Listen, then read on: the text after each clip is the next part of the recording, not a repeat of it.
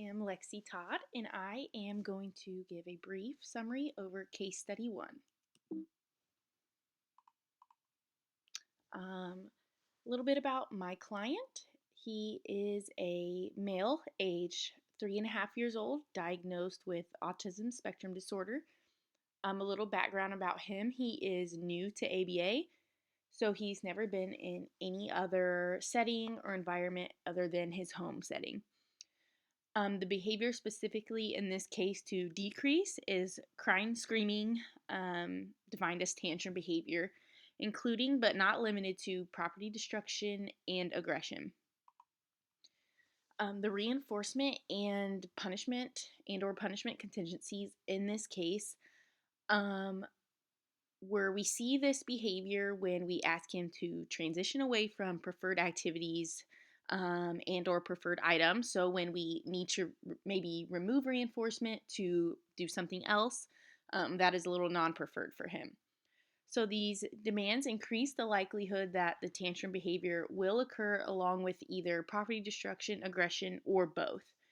I've seen it where he'll just scream and cry with property destruction. He'll just scream. He'll just have screaming with aggression, or scream, cry with destruction and aggression both.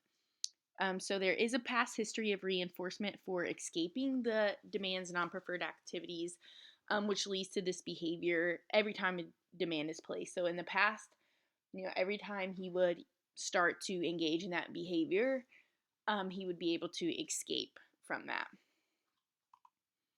So the assessment used in this study, there were a few different types. So obviously, the assessment used was the functional behavior assessment, but within that assessment, we specifically used ABC data taken by myself and therapists that are on him. I also used, obviously, observations when I've done consults with them, and we have found that the function is escape. So the interventions utilized, we decided on functional communication training, so specifically man to escape aversive events. The man we decided to teach was not now.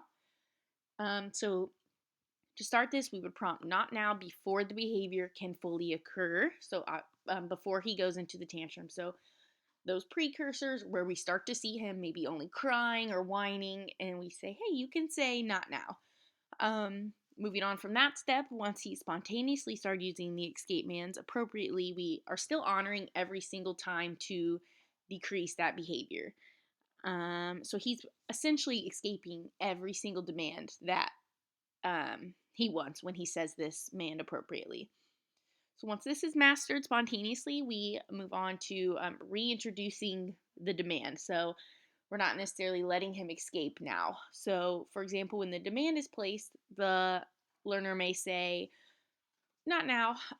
Then we can set a timer for 2 or 3 minutes. This is just an example. You can do 1 to 2, 2 to 3, 4 to 5, whatever. And then giving him choices of picking the amount of times so that he feels he has control in the situation. So say he picked 3 minutes, okay, then when the timer goes off, replace the demand. Typically we're using first then statements with this. So, all right, first we have 3 more minutes of playing with sand, then we are going to the lunchroom. Motivating operations in this case, so the establishing operation was so if the demand for escape, which was not now, is used, he gets to escape the demand that was placed. So he only gets to escape if he uses that appropriate mand. So we saw that increase in that mand to be able to escape, either transitioning somewhere or, putting shoes on, any demand basically. The evocative effect in this was the increased use of the escape mand, and we saw the decrease of the maladaptive behavior. Schedules of reinforcement. So initially, he was already on an FR1 due to him being new to ABA. We needed him to understand the contingency of reinforcement in general. So we kept that FR1 so we could reinforce every instance and honor every instance that he said not now. We then moved to VR of 2 by the end of the intervention. Generalization and maintenance aspect. Once this intervention was mastered, we accepted only appropriate responses. We used 2 therapists throughout the day to generalize across people, and then we also continued using the escape mans for other responses as well. Like just for example, with peers, if a peer wants you to play and you don't really want to play that, or they're trying to take your toy, we can tell them not now, and just kind of using it for other things as well. The outcome of this, the behavior decreased due to using the escape man not now.